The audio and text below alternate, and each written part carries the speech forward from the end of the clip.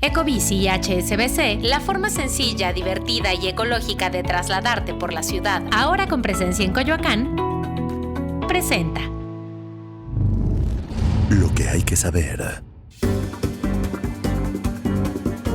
Morena se juega la legitimidad de su candidato o candidata presidencial con la encuesta. También HughesNet buscará conectar a usuarios del Tren Maya con internet satelital y Estados Unidos ya pidió un panel del TEMEC por violaciones a derechos laborales en México. Es miércoles 23 de agosto, yo soy Gonzalo Soto y esto es Expansión Daily.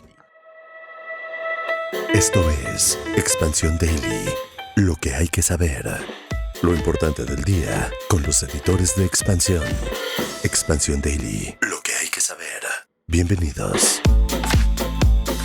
Bienvenidos a un episodio más de Expansión Daily y les recuerdo suscribirse y activar las notificaciones de la plataforma en la que nos escuchan para que no se pierdan ninguno de nuestros episodios.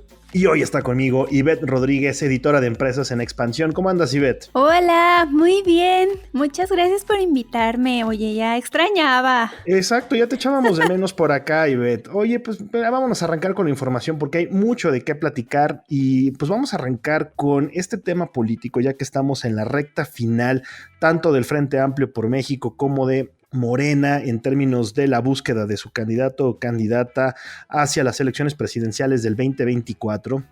Y en esta ocasión, nuestra colega Lidia Arista hizo un extraordinario trabajo con esta nota en donde pues, fue a tocar la puerta de varios expertos, de varios especialistas, pues un poco para poner sobre la mesa qué se juega Morena con esta encuesta que va a realizar próximamente. Y pues básicamente es, y así de simple, la legitimidad de su gallo. Sí, así es, pues es que yo creo que ya pasamos de todo este, ¿cómo decirlo?, furor que hubo por las corcholatas, ¿no? Y que era como que corcholata por aquí, corcholata por allá, y ahora sí ya se está poniendo serio el asunto, y entonces, claro, ahora, ¿cuál es la corcholata que va a ser la que va a participar en la contienda? Y como ha sido un poco difícil poder determinar un proceso para elegirlo, y sobre todo porque el partido no quiere como cargar esta sombra, ¿no? El famoso dedazo en donde era el presidente el que designaba y casi Exacto. que ya se sabía que ese designado era el próximo presidente de la República, pues ahora para hacerlo como, o en un intento de hacerlo un poco más transparente, pues justamente se va a decidir a partir de una encuesta, bueno, no de una, de varias, en donde pues se va a preguntar o sea, la pregunta tal cual va a ser, ¿a quién prefiere como coordinador o coordinadora de los comités de defensa de la transformación rumbo a las elecciones de 2024? O sea, ¿quién prefiere candidato? Sí, exacto. Es que me parece una pregunta muy larga, como, ¿sabes? Pudiendo ser tan conciso como de, a ver, de estos, incluso hasta poner las fotos, ¿no? De estos 4 o 5 candidatos, ¿a quién elegiría? Estando el suelo tan parejo, ¿para qué tanto brinco? Pero bueno, esa es finalmente la pregunta que va a aparecer en las encuestas, ¿verdad? Ya que entre el próximo 28 de agosto y 3 de septiembre, Morena y estas 4 empresas encuestadoras van a estar realizando, digamos, esta pregunta para encontrar al candidato y al posible sucesor del presidente Andrés Manuel López Obrador. La cosa aquí es que, pues, el proceso tampoco está tan sencillo, ¿no? Sí, no, de hecho, hasta fue como todo un tema poder elegir a las empresas encuestadoras, ¿no? Porque hubo varias propuestas, o sea, por ejemplo, Claudia Sheinbaum propuso una, Manuel Velasco otra, Dana Augusto otra, Marcelo Ebrard. Entonces, bueno, tuvieron como entre todos que avalar, ¿no? Las propuestas de cada uno para poder elegir cuáles iban a ser. Y bueno, luego supongo que definir la pregunta también que se iba a hacer. Bueno, total que ha sido como un proceso un poco complejo, pero pues ahí está puesta sobre la mesa, ¿no? O sea, esta posibilidad de que se elija así. Que además, si bien desde el inicio, entre comillas, las reglas estaban claras, ya vimos las diferencias que hubo, sobre todo en el caso de Marcelo Ebrard mencionando de pues por qué no quedó la mía. Finalmente se lograron acomodar estas 4 casas encuestadoras y insisto, tuvo que haber una negociación para que se tuviera esta lista final. Y bueno, cuando los 6 aspirantes se registraron para participar en el proceso interno, firmaron un acuerdo en el que se comprometieron a respetar los resultados y esto es una parte muy importante de lo que Lía nos cuenta, y es que para los especialistas de esta aceptación de los resultados depende la credibilidad del proceso interno de Morena. Es decir, esta tan cacareada unidad que tiene el partido aquí se va a poner a prueba qué tanto realmente quienes no queden van a respetar y van a avalar a quien sí quede. Sí, así es. Y bueno, ya que estamos entrados en temas relacionados con pues el gobierno, yo creo que una de las obras más emblemáticas que ha impulsado la actual administración es el Tren Maya. Uh-huh. Y uno de los temas que está por resolverse pues justo es esta parte de la conectividad, porque la obra va a atravesar 5 estados en el sureste del país y mucho del trazo va a pasar por zonas que no necesariamente están conectadas, y eso sí se puede volver un tema, no nada más por la operación del tren, sino pues incluso por la conectividad de los usuarios. Porque no podemos vivir sin Wi-Fi, ¿verdad? Y lo primero que hacemos muchos al llegar a un restaurante es preguntarle al mesero cuál es la clave del lugar. Es que HughesNet pues está buscando ser la empresa que conecta a los usuarios del Tren Maya a través del internet satelital, que por cierto yo ya probé con una empresa, no me funcionó en mi casa, no tuve la fortuna. Sin embargo, quienes han tenido la opción de utilizarlo y de emplearlo, pues hablan maravillas de esto. Aquí en este trabajo de Ana Luisa Gutiérrez nos cuenta Eloy Méndez, director regional de ventas de Hughes Networks, que pues actualmente ya la empresa ofrece servicios para el Tren Maya a través de una conectividad de seguridad para todo el personal que está a cargo del proyecto. Y bueno, ya con esta experiencia, pues es que pretende darle internet también a los usuarios una vez que ya estemos abordando todos el Tren Maya. Sí, y yo creo que uno de los beneficios es que ahorita que decías, ¿no? Las personas que lo han usado, fíjate que yo alguna vez en una cobertura sí me conecté a internet satelital y sí estaba yo en esta denominación de zona remota, uh-huh. Y la verdad es que funciona increíble. O sea, a ver, pues ¿dónde te andas metiendo, Ivette? No, estaba justamente, fíjate qué curioso, estaba en el sureste del país, ¿no? Entonces uh-huh. Estaba en una zona en donde no había internet, y es que la mayor parte de la infraestructura está conectada a través de fibra óptica. Pero ¿qué pasa con la fibra óptica? Que de pronto es muy intermitente, o sea, no te da como una conexión, ¿cómo decirlo?, continua, uh-huh. O fiable. Entonces eso sí es algo que te da el internet satelital. Y otra cosa, que nos conectamos un montón de personas, que ya ves que eso pasa a veces, ¿no? Que te dan la red. Cuando vienen a mi casa ya no puedo bajar mails.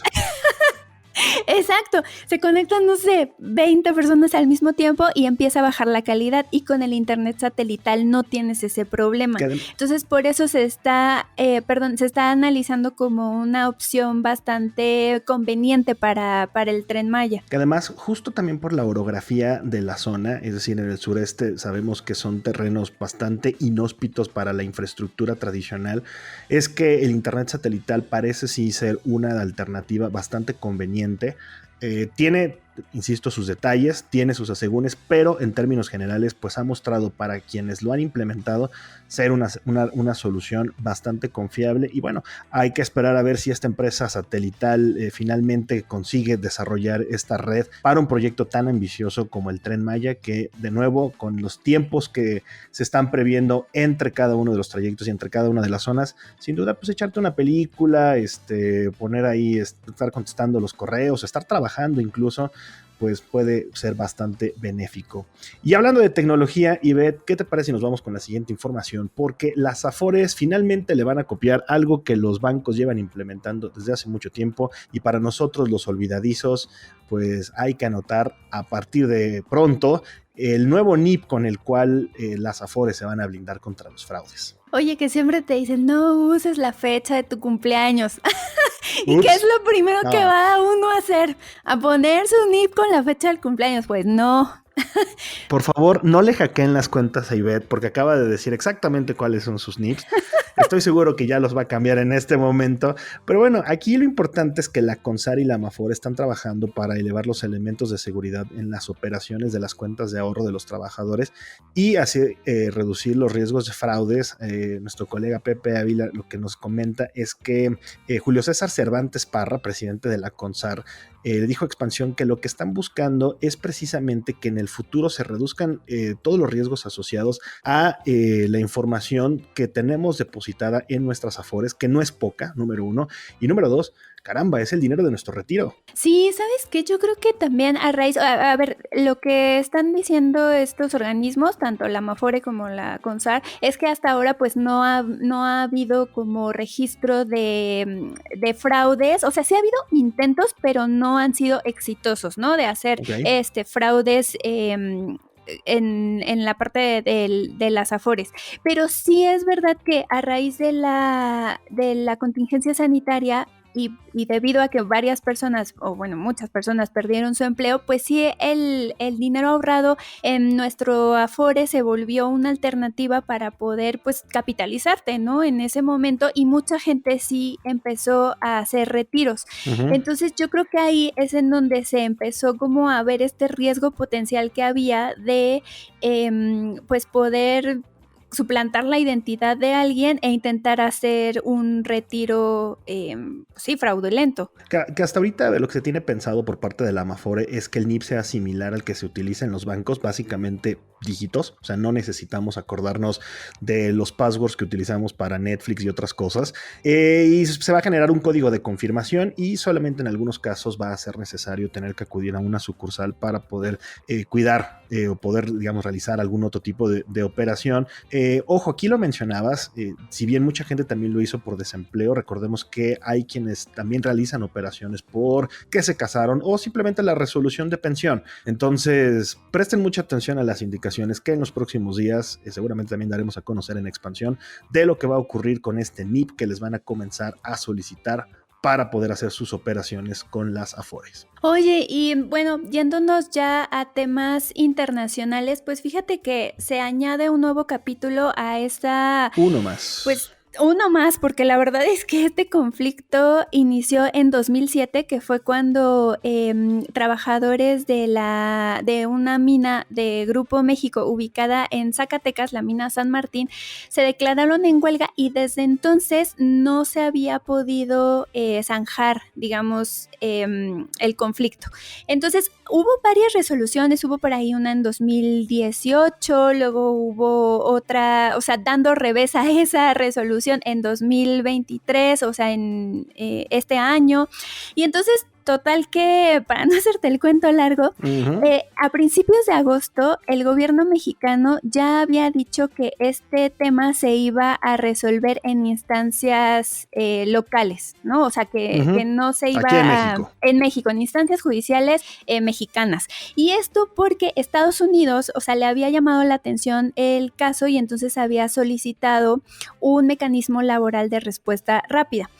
¿Y qué pasa cuando Estados Unidos solicita o activa este mecanismo? Pues que el gobierno mexicano tiene la obligación de hacer una investigación y darle a conocer el resultado de esa investigación, ¿no? Okay. Entonces, justamente eso había ocurrido a principios de agosto, en donde el gobierno mexicano había como mandado, digamos, el resultado de su investigación y había dicho no. O sea, como el conflicto inició en 2007, antes de que se renegociara el TEMEC, no tiene por qué resolverse bajo este concepto de, o sea, ni de mecanismo laboral, ni de panel, ni de nada, ¿no? Se va a resolver aquí y ya está. Y pues, ¿qué crees? Que está... Pues sí, nos vamos a panel. Pues claro, sí, Estados Unidos dijo, no, espérame tantito. Así es, a ver... Que todo este contexto que nos das justamente nos lleva, Ivette, y que es importante el contexto, a que Estados Unidos finalmente sí va a acudir un panel en el marco del Tratado México-Estados Unidos-Canadá en el TEMEC por estas posibles violaciones a los derechos laborales en México. Ojo, no es la primera vez que hay estos señalamientos de posibles violaciones a los derechos de los trabajadores en el país. Sin embargo, sí este es un caso muy paradigmático de lo que ha ocurrido precisamente por lo que te refieres, a todo el tema de las fechas, a lo que está solicitando Estados Unidos. Y vamos a la parte importante, una de las partes más importantes de esta información, y es que pasan los años y todavía existen conflictos laborales en el país que están trascendiendo las fronteras y que de acuerdo en el marco de este tratado comercial internacional, pues los sindicatos en Estados Unidos y en Canadá también levantan la mano y dicen, pon ojo aquí, porque pues la competencia no está siendo justa de alguna manera, porque esto podría afectar también a los trabajadores y ojo, de eso tú también sabes bastante. Sí, es que justo, a ver, ¿cómo quedó este proceso? O sea, como dices, ¿no? Alguna instancia alerta de una posible violación a los derechos laborales de los trabajadores, que puede ser un por ejemplo, un sindicato mexicano o un sindicato en Estados Unidos, se alerta, entonces se activa este mecanismo laboral de respuesta rápida, que básicamente es Estados Unidos pidiéndole a México que rinda cuentas, o sea, que explique qué pasó. Y normalmente, o lo que había pasado hasta ahora, porque este mecanismo se ha activado unas 11 veces.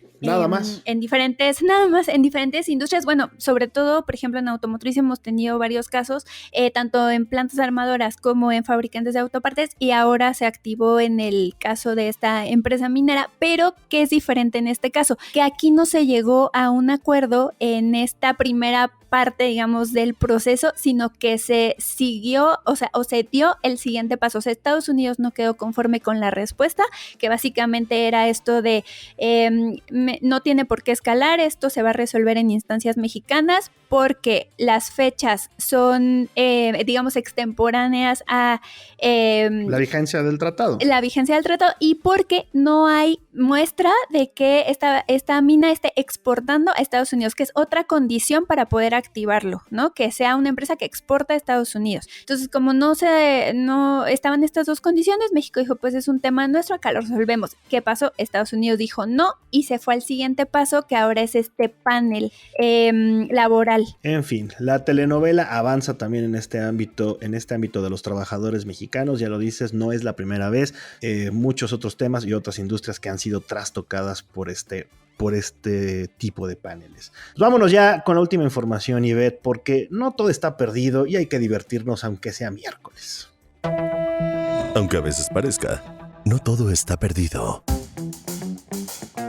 Fíjate, Ivette, que estamos presenciando una ola más de la nostalgia. Lo hemos visto en otras industrias, lo hemos visto en muchos ámbitos de nuestras vidas. ¿Pero qué crees? Regresa un ícono de los gamers, una verdadera leyenda para todos aquellos amantes de los videojuegos, para quienes nos gusta jugar videojuegos, porque Atari va a lanzar la 2600 Plus, que es una consola de videojuegos, pues la primera, ¿verdad? El relanzamiento de su consola más popular, con un enfoque renovado para los equipos de nueva generación. Es decir, no vas a tener que comprarte una tele de los 80 para que esto funcione. Con la pantalla nuevecita que tienes la vas a poder conectar. Viene un cartucho con 10 juegos. Tiene servicios de retrocompatibilidad para los nostálgicos, para quienes andaban buscando el juego como de ping pong. Sí, o sea, que la verdad yo tengo que reconocerlo, no soy así como super gamer, o sea,